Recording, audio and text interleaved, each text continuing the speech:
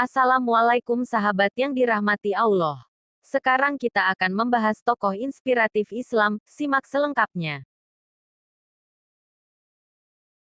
Nama lengkapnya adalah Amir bin Syurahil bin Abdul bin Zukibar. Nama Zukibar diambil dari salah satu nama kabilah yang menempati wilayah Yaman. Ia dikenal sebagai imam yang menguasai hampir seluruh ilmu di masanya. Ia memiliki sebutan lain bernama Abu Amr al-Hamzani. Ibunya merupakan tawanan Perang Jaula, perang Persia termasyhur kala itu. Amir Asy-Syabi lahir 6 tahun setelah Umar bin Khattab menjabat sebagai khalifah. Meski bertubuh kecil, Asy-Syabi memiliki kecerdasan menyala, daya ingatnya kuat, dan memiliki pemahaman yang merangkum berbagai macam disiplin ilmu. Masanya dianggap sebagai masa terbaik. Ialah murid dari 500 guru, belajar ilmu dari 500 sahabat Rasulullah yang mulia. Kesabaran Asy-Syabi dalam memburu ilmu. Masa kecil Asy-Syabi dihabiskan di Madinah selama 8 tahun.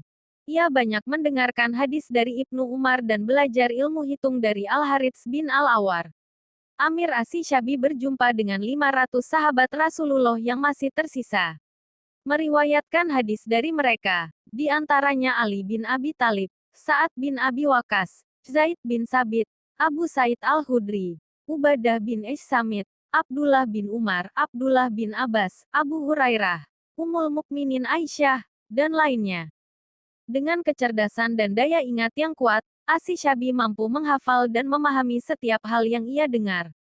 Daya ingat ini pula yang membantunya menyerap banyak riwayat atsar atau pernyataan dari para sahabat pada berbagai permasalahan yang muncul. Oleh karena itu, ia dikenal sebagai pemilik banyak atsar. Ia menjelaskan prinsipnya dalam menghafal dan memahami, aku tidak menuliskan tinta hitam dari yang putih hingga hariku ini. Tidak ada seorang pun yang memberikan hadis padaku kecuali aku menghafalnya. Aku tidak begitu suka jika hadis itu diulangi lagi untukku. Para ulama sepakat bahwa Asy-Syabi adalah seorang imam dan seorang yang sikoh dan semua ulama memujinya karena keluasan ilmu dan keutamaannya. Ibnu Sirin berkata kepada Abu Bakar Al-Huzali, tetaplah engkau bersama Asy-Syabi. Aku melihat bahwa beliau telah berfatwa di masa sahabat masih banyak jumlahnya. Sikap tawaduknya sangat tampak tatkala ada seseorang menyebutnya sebagai seorang alim, ia merasa malu. Saat orang tersebut berkata, jawablah, wahai ahli fikih lagi alim. Maka, Asy-Syabi menjawab, jangan begitu. Janganlah engkau memuji kami dengan sifat yang bukan milik kami. Kemudian ia memberikan definisi ahli fikih dan alim dengan pernyataannya, ahli fikih adalah orang yang menjaga diri dari hal-hal yang diharamkan Allah. Sedangkan, orang yang alim adalah orang yang takut kepada Allah. Lalu, di manakah posisi kita dari definisi itu? Derajat keilmuan Asy-Syabi. Asy-Syabi adalah ahli hadis yang mumpuni. Ia duduk di Masjid Kufah. Tetapi orang-orang tidak merasa bosan dengan majelisnya. Asy-Syabi pernah ditugaskan memimpin peradilan di Kufah. Gubernur Ibnu Hubairah Al-Fazari mengatakan padanya, saya tugaskan kepadamu pengadilan ini. Aku bebankan kepadamu untuk selalu berbincang dengan kami pada malam hari di majelis kami. Lalu Asy-Syabi menjawab, saya tidak mampu, maka tugaskan kepadaku salah satunya saja. Maksudnya, pengadilan atau teman diskusi di malam hari. Ibnu Hubairah Al-Fazari setuju dengan pendapatnya itu. Dalam bidang keilmuan, Asy-Syabi telah mencapai derajat yang hanya bisa dicapai oleh 3 orang masanya. Imam Az-Zun berkata, para ulama itu hanya ada 4 orang, yaitu Said bin Musayyab di Madinah, Amir Asy-Syabi di Kufah, Hasan Al-Basri di Basrah dan Mahul di Syam. Asy-Syabi memiliki kepribadian yang baik dan terpuji. Ia tidak menyukai perdebatan dan ikut campur dalam hal yang tidak bermanfaat. Suatu hari, salah seorang teman membicarakannya lalu berkata, wahai Abu Amr. Ya, jawab Asy-Syabi. Bagaimana pendapatmu tentang persoalan 2 orang lelaki ini, yang persoalannya banyak dibicarakan orang? 2 lelaki yang mana? Tanya Asy-Syabi. Utsman dan Ali, jawab temannya itu. Demi Allah. Sesungguhnya aku tidak akan datang pada hari kiamat nanti dalam keadaan bermusuhan dengan Utsman bin Affan atau Ali bin Abu Thalib. Semoga Allah meridai mereka berdua. Kunci memahami ilmu. Suatu ketika, Ada seseorang yang bertanya pada Asy-Syabi, bagaimana caranya sehingga engkau dapat mencapai derajat keilmuan seperti ini?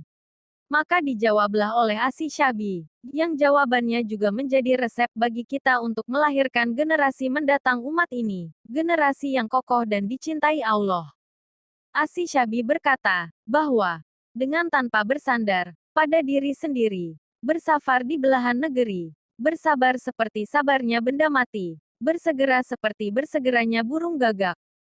Dalam kutipan hikmah Asy-Syabi, Ustaz Budi Ashari menjelaskan secara terperinci sebagai berikut. Pertama, tidak bersandar dengan kemampuan sendiri. Ini karena bagi seorang yang berilmu, hafalan kuat dan kecerdasan saja tidaklah cukup. Ada pertolongan dan izin Allah yang melandasi kemampuan manusia. Maka minta tolonglah kepada Allah. Kedua, menjelajahi negeri untuk belajar ilmu. Imam Syafi'i berangkat sejauh 500 km untuk belajar. Ini baru generasi kokoh, bukan generasi yang malas belajar, padahal sudah ada motor dan mobil. Akan tetapi, jangan sekadar menjelajah tanpa ada kebaikan yang diperoleh. Menempati satu tempat namun ada ahli ilmu di dalamnya bisa jadi lebih baik daripada merantau. Sebagaimana Imam Syafi'i yang baru meninggalkan Madinah setelah Imam Malik wafat, maka merantaulah. Jika dengan merantau dapat menambah ilmu dan menambah rasa takutmu kepada Allah. Namun, jika tidak ada yang kau dapat dari merantau selain berkurangnya usia dan lunturnya keimanan, tetaplah di negerimu. Ketiga, bersabar seperti sabarnya benda mati. Seperti kursi. Siapakah yang lebih bersabar dan mampu bertahan lebih lama, kita yang menduduki kursi atau kursi yang diduduki oleh kita? Inilah nasihat emas dari Asy-Syabi. Ini karena kita melihat generasi hari ini adalah generasi yang lemah kesabarannya. Tidak tahan dengan waktu belajar yang lama dan tempat belajar yang jauh. Tidak tahan dengan guru yang mendidik dengan ketegasan. Keempat, cekatan seperti cekatannya elang yang memburu mangsa. Jangan lelet, lambat, dan kelemar-kelemar. Sebagaimana sabda Rasulullah dari Abu Hurairah, bahwa antusiaslah terhadap segala sesuatu yang bermanfaat bagimu. Mintalah pertolongan kepada Allah, dan jangan lemah. Itulah keempat kunci memahami ilmu menurut Asy-Syabi. Semoga kita bisa mengambil setiap butiran nasihat para ulama dan menerapkannya dalam kehidupan, baik untuk mendidik anak-anak kita maupun membina umat dalam memahami Islam dengan benar.